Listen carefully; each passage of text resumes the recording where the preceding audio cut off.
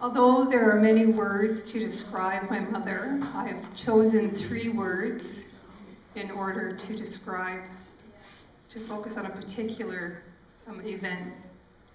So the first word that I've chosen is fun-loving. My mother loves a good time. I'm reminded of a story when she was 2, where she'd be out playing with the neighbor children, from what I recall. And her mother would call, "Joyce, Joyce, it's time to come home now, Joyce." And she would say, "I can't hear you." But we know she came home because she's sitting here today. The second story of fun-loving mother is on a time when she took a trip to Haiti. I'm not sure exactly what year, sometimes in the late 70s, I think. And she went with Dad. And this particular story was when it goes something like this. Dad went into the bathroom with his probably favorite reading material because he enjoyed privacy and quiet. Thought he could get away from some of the stress of Haiti.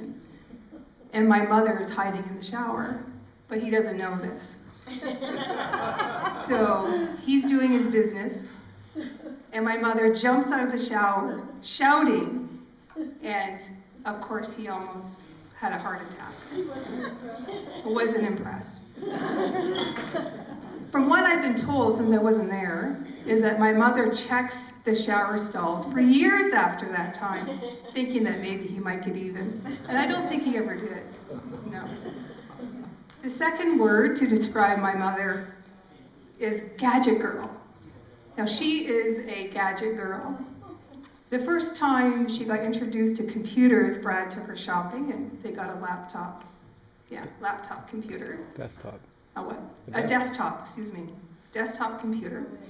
And so this was back when she lived in Kitchener to Duncan. And, yeah. So, but after that time, that wasn't enough. So then came the laptop, the iPad, the iPod, and now this gadget little Fitbit on her wrist, which is that you hook up to an iPad and you read it all. So she's very much a gadget girl. Anything new, Mom is not afraid to try it out, even if she can't really understand it. You know, she'll call Sam up and, you know, I can't get this to work, or, you know, it's just not working. So it's been a lot of fun. Now, the contention between Sam and Mom is, though, that Sam's a Mac and Mom's, what's the other name that we never say in our home? PC. PC, right, we never say that in our home. So there's been a bit of a contention there over the years. But Sam got an Android phone, and I still have an iPhone, so it's still there. Anyways, so gadget girl. So the third and final word to describe my mother. So we've got the fun-loving little girl who's still there inside of her.